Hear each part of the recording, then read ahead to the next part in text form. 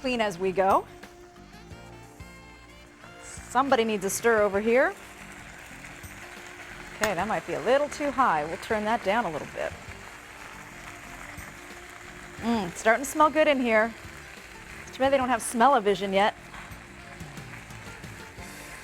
Okay, get those going. These cook up pretty quickly, actually, too, so keep your eye on them. And give that a stir as well.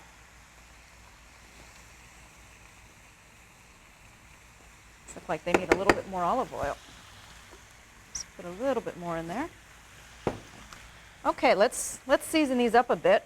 So what's going to happen is once you put your seasoning, your salt in here, it's going to extract all the water out of it. So we'll use a little bit of salt for both. And I already put pepper in here, so we'll do a little bit of cayenne pepper on this one. Now, what I like to do is I like to use, and you don't have to, but I like to use a little bit of bouillon cube, which I get in a powder form. I just think it adds, I don't know, a little more depth of flavor. And of course, if you're a vegan, you can use vegetable bouillon, that's fine too. A little bit of both. Okay. There we go. Looking good. Smelling good too. My dad is from Sicily, and my mom is from just a little bit more north. So I actually worked to my advantage because I got to really learn a variety of different dishes, both from north and the south. I can't really say that I have a preference. Most of my relatives all live in Torino, which is way up north, right by Milano. And it's funny, before the Olympics, nobody knew where Torino was. And of course, now everybody knows where Torino. Before it was like, where are you from? Torino? Where's that? So now it's like, oh yeah, sure, that's where the Olympics were. I know where that is. So put us on the map, so to speak. But yeah, all my aunts and uncles that live there, you would think they all cook with the cream sauces, but they don't. They use a lot of fresh tomatoes, olive oil. Pretty healthy. They're actually pretty healthy. Okay, these are looking good. We're going to let these cook. And what you don't want is a lot of water to be left. You want them, all the water to evaporate because you don't want soggy vegetables, because when we go to layer our lasagna, there's only so much that the cheeses can absorb. And then with the mushrooms, we're going to add a little bit of white wine in just a few minutes, not yet. So these are looking really good. We need to cook these down just a few more minutes. So I'll meet you back here in just a few minutes.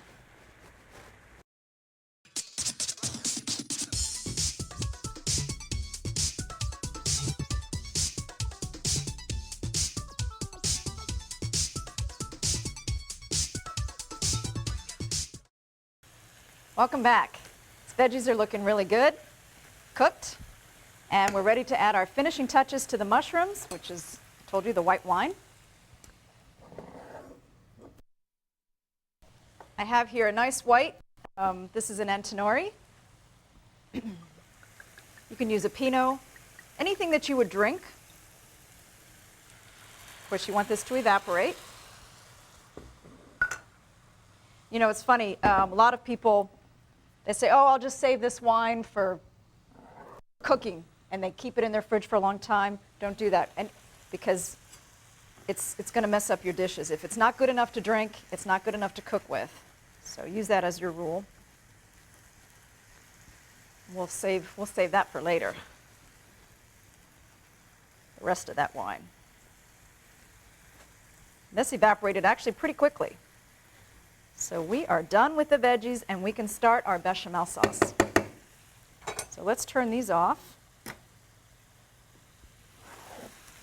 And as you can see, I've had some milk heating here in a pan. And you want that milk hot. Let's turn these off here. Okay. Because if you start out with cold milk, it's going to take much, much longer for your bechamel sauce. And it's already a sauce that's a little bit boring to make, so you want to speed up the process any way that you can. So I have about 4 cups of whole milk here, and in this pan I have about 5 tablespoons of butter. So let's get this. Now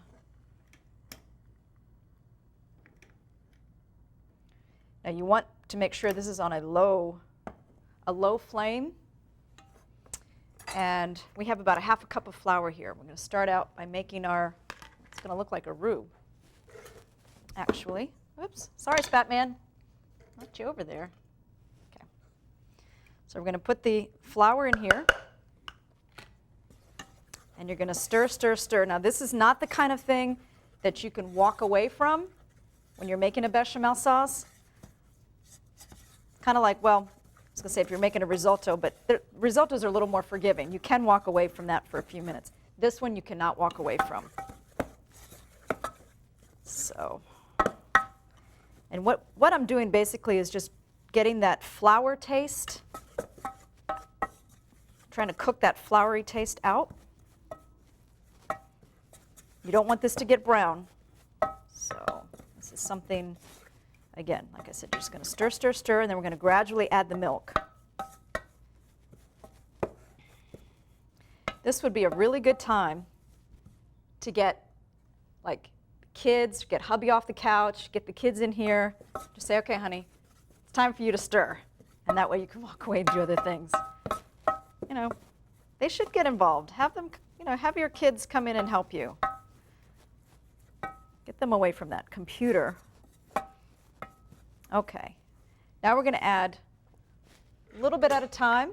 Going to add some hot milk until you see it's absorbed.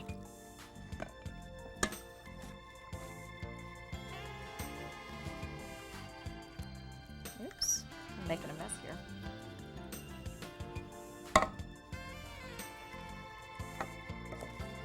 Okay, a little bit more. Wow, I was just drinking that right up.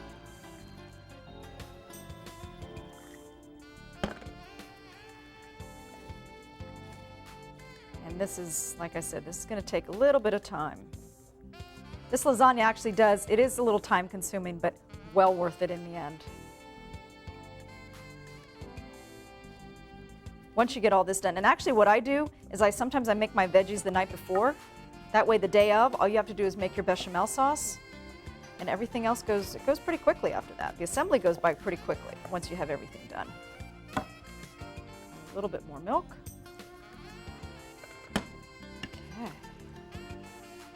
We're winding down here, ready for the assembly. Almost. Almost. It almost looks like really liquidy mashed potatoes. But they're not mashed potatoes. Okay. At this point, you could probably add all the milk. And just keep stirring, stirring, stirring. You want to get this nice and creamy so that it coats the back of your wooden spoon.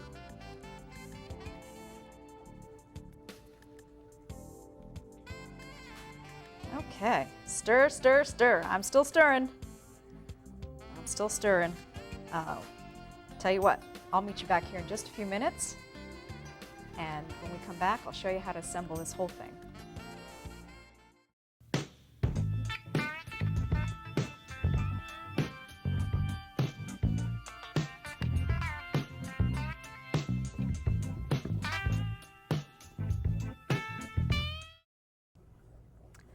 Welcome back.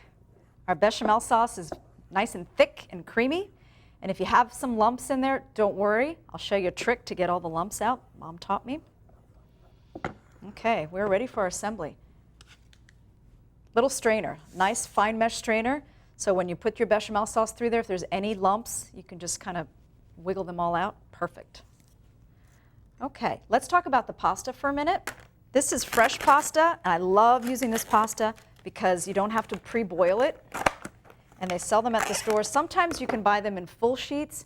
These are like half sheets, so you have to cut them according to your pan, of course, but they're pretty easy to use. These are kitchen shears, by the way, been cleaned and sanitized.